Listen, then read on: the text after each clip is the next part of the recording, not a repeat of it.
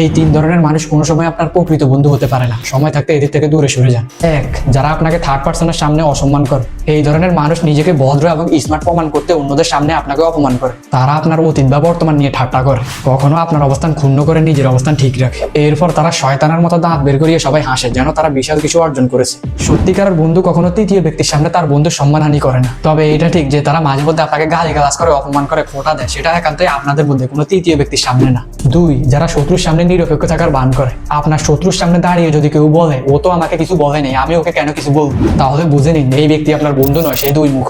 এই ধরনের মানুষ কখনো বিশ্বাসযোগ্য বন্ধু হতে পারে না। প্রকৃত বন্ধু শত্রুর সামনেও আপনার পক্ষে কথা বলবে। তিন, যে ব্যক্তি আপনার অনুপস্থিতিতে আপনার সম্পর্কে খারাপ বলে, সে কখনোই আপনার প্রকৃত বন্ধু হতে পারে না। আসল বন্ধু হলো সেই ব্যক্তি যে আপনার জন্য অন্যদের মুখ বন্ধ করতে সাহসী হয়ে দাঁড়াবে। সে বলবে, আমার বন্ধুকে নিয়ে এমন কথা বলার সাহস তোর হয় কিভাবে। এই ধরনের বন্ধুই সত্যিকারের বন্ধু। সত্যিকারের বন্ধু আপনাকে রক্ষা করবে, আপনার পাশে থাকবে, সবসময় আপনার সম্মানকে প্রাধান্য দিবে। এই তিন ধরনের মানুষ কখনোই আপনার বন্ধু নয়। সময় থাকতে তাদের থেকে সরে যান। এইরকম ইনফরমেটিভ ভিডিও পেতে